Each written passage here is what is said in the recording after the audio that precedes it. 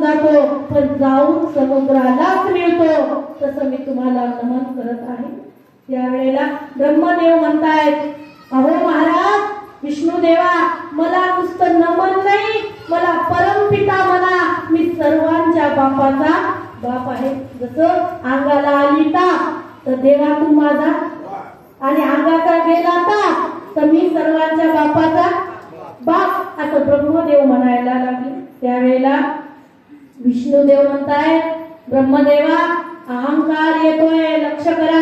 माऊलीने ज्ञानेश्वरीत सांगितलेलं आहे, नवल अहंकाराची गोठी, विशेष न लगे अज्ञाना पाठी, सज्ञानाच्या धोंबे कंठी, नाना संकटे नाचवी। अहंकाराचं नवल आहे, सज्ञानाची मानमुठी धरते आणि घोसू घोसू त्याला पाणी पाजते।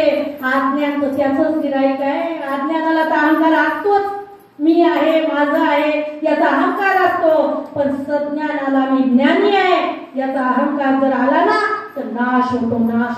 म्हणून ज्ञानाने ज्ञानात गुंतून राहायचं नाही। ज्ञान गिळून गावा गोविंद लुगा, ज्ञान गिळायचंय आणि ज्ञान गिळून म्हणायचं, काही जमीन हे कोण्याही गावीचा, नाही जात कोठे येत फिरोनिया, एकला ठाईचा ठाई एक, मी एक आहे आणि मी त्या परमात्म्याचा अंश आहे, हे कळाल्यानंतर सुद्धा सगुण रूपाचं भजन करायचं। कसं सगुण रूपाचं भजन करायचं? त्याच्या अनेक नामापैकी कोणतंही एक नाम घ्यायचं आणि त्या नामाच्या नंतर परमेश्वराचे गुण गायचे, म्हणायचं, सगुण चरित्रे परम पवित्रे सादर वर्णावी, सज्जन हृदय मनोभावे आदि वंदावी, जेणे करुणी मूर्ती ठसावे, अंतरी श्री हरीची ऐसी कीर्तन मर्यादा है संतांच्या घरची। अरे सगुण चरित्राचं भजन करायला सांगितलेलं आहे, कारण तू निर्गुण तत्वापर्यंत पोहोचला, पण त्या निर्गुणाचे सर्व अंश आहे हे तुला कळतंय, त्यांना कळत नाही। मग तुला जर कळत आहे तर तू सर्वांना नमस्कार करायला पाहिजे, तू सर्वांना नमस्कार करायला पाहिजे, कारण सर्वभूती एक वासुदेव आहे, तोच वासुदेव प्रत्येकाच्या श्वासाश्वासात आहे। मग म्हणून तर वासुदेवाचं भजन आपल्याला सकाळी काकड्यात सांगतात की तुम्ही आठवा मधुसूदना, तुम्ही वासुदेव वासुदेव म्हणा, श्वासा परत भगवंताच्या नावाचं स्मरण करायचंय। सासो की माला पे सुरूरमय शिव का नाम, त्या परमात्म्याचं नाव घ्यायचं आहे, त्याच्या सगुण रूपाची उपासना करायची आहे। महाराज तुम्हाला गर्व येतोय, अहंकार येतोय, हे बरोबर नाही। त्यावेळेला ब्रह्मदेव म्हणतात, विष्णू मला वाटते तुलाच गर्व आलं। बघा ज्याला अहंकार येते त्याला हे सुद्धा कळत नाही की आपल्याला अहंकार आला, मग हेच अहंकाराचं नवल आहे। तो फक्त मीच करत राहतो, फुसकारे टाकतो सर्पासारखा।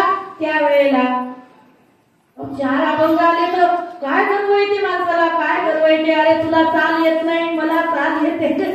आपल्या गावातलं नाही बरं, तिकडचं सांगते, आमचं ढाकलवाडीचं, आपल्या गावातलं नाही। मला आता 8 दिवस इथं राहायचंय ना तुमच्या इथं, बरं एकच ठिकाणी आपली सर्कलच एक ठिकाणी नाही, मग तिकडचं सांगते, वाशिमचं लांबचं सांगते। बघा आता गर्व आलेला आहे ब्रह्मदेवा तुम्हाला, मी तुम्हाला परमपिता म्हणायची काही गरज नाही, कारण मी तुम्हाला उत्पन्न केलेलं आहे। अहो तुम्हाला कुठे नव्हतं, त्यावेळेला जो आवाज आला तप कर तप कर, तुम्ही त्या रेखात जाऊन हजारो वर्ष तप केलं, तेव्हा तुम्हाला मी दिसलो आणि मी दिसलो म्हणून आता शिव दिसणार आहे। तुम्ही काय गर्व करताय, कशाचं गर्व करताय? त्यावेळेला ब्रह्मदेवाचं गर्व शिगेच्या पार चाललेलं आहे। त्यावेळेला काय झालं, त्या दोघांच्या मधोमध एक खांब निर्माण झाला, मोठा स्तंभ, आणि तो खांब निर्माण झाला आणि एवढा उंच होता, आकाशाच्या वर जाऊन टेकला आणि खाली पाताळातून त्याचं बुड आलं। त्यावेळेला एक आकाशवाणी झाली, हे विष्णू हे ब्रह्मा, तुम्ही जर खरंच स्वतःला श्रेष्ठ समजत असाल, एक जण शेंड्याकडे जा आणि एक जण पाताळात जा आणि लावा निदान की कोण याचं मूळ पाहिलं आणि कोण याचा शेंडा पाहिला। या जे स्तंभ आहे या स्तंभाचा शेंडा आणि याचं मूळ कोण पाहिलं याचा विचार मला सांगा। आकाशवाणी झाली, त्यावेळेला एकाने सुकराचं रूप घेतलं आणि एकाने हंसाचं रूप घेतलं आणि त्यावेळेला एक वर गेला आणि एक खाली गेला. ब्रह्मदेव वर गेले आणि विष्णुदेव खाली गेला सुकराचं रूप. कारण जे रान सुकर असते, रान सुकर ते आपल्या दाताने उकरत उकरत गड्डा पाडत जाते आणि त्याला खाली जाता येते. जशी घुस आपल्या वळखीची आहे ना. मला एक दिवस भेटली होती घुस. मी घुशीला विचारलं, घुसमाय, तिला म्हटलं घुसमाय तू कधी थांबशील ग? ती म्हटली माझ्या डोक्या एवढा गड्डा ज्या वेळेला होईल आणि माझ्या डोक्या एवढी माती ज्या वेळेला मी उकरीन त्यावेळेला मी थांबीन. मग मी तिला विचारलं, का ग घुसमाय, तुम्ही म्हणताल घुस बोलते का? हो बोलते, महाराज लोक आहेत बोलत असते. आणि मग तिला विचारलं ही माती कधी थांबवशील? ती म्हटली माझ्या डोक्या एवढी झाल्यानंतर. मी म्हटलं मग तुझ्या डोक्या एवढी झाली हे तुला कसं कळते? तू तर खाली असते, तुला कसं कळते? तिने सांगितलं जेव्हा मोठा गड्डा होतो आणि जेव्हा माती जास्त बाहेर येते मी त्या मातीवर जाऊन बसून पाहते की माझ्या डोक्या एवढी झाली का? नाही, मी पुन्हा उकरायला लागते. तिचं उकरायचं काही काम आहे का? पण एवढी उकरते ज्या घरात घुसमाळ गेली त्या घरातले माणसं सर्व बाहेर. तुम्ही म्हणता की आमचं घर आहे. घर आपलं आहे का?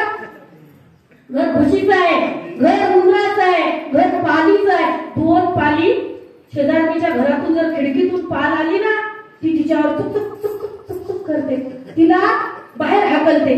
ती म्हणते का? ती म्हणते माझं घर आहे, हे एरिया सर्व माझा आहे, या घरात तू यायचं काही काम नाही. जर दोन पाली एका घरात राहू शकत नाही एकमेकीवरती हे करता, तुम्ही कशावरून म्हणता माझं घर आहे? अरे इथं कोणाचं कोणी नाही, घर सुद्धा तुझं नाही. घर 100 वर्षाचं आहे, त्याची मर्यादा आहे. तुझ्या लेकराच्या सुद्धा ते कामी नाही पडणार. लेकराच्या पडलं तुझ्या नातवाच्या सुद्धा ते कामी नाही पडणार. तो त्या घराचा गर्व करतो कशाला? त्या घराचं, त्या जाग्याचं, त्या धनाचं गर्व करतो कशाला? निमित्ताचा धनी आहे बाबा, एवढं लक्षात घे. आणि त्यावेळेला आता विष्णुदेव खालच्या पाताळात गेले आणि ब्रह्मदेव स्वरूपाने उडत त्या एक केतकीचं फूल आकाशात जवळ भेटलं आणि आकाशातून ते केतकीचं फूल खाली पडत होतं.